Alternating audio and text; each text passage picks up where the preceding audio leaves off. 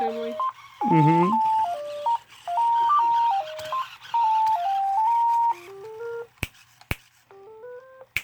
Oh.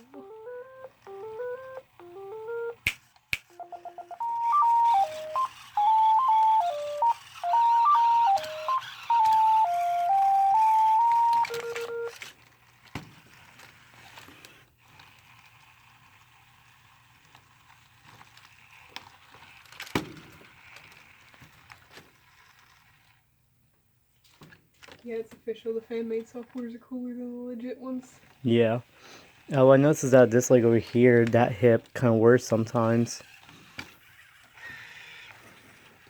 Probably the clutch. Yeah, it's the one for the hip, so... Did the And he's... straight leg have a clutch? Yeah, the one is in it now came from the other leg. The one junk leg that we had. Mm-hmm. Yeah. That gearbox that I bought from Ian didn't have it. Didn't have that little gear clutch. I noticed they're faster on the fan-made softwares too. He's like an 11x right there. Seems to be working just fine so far. Mm-hmm.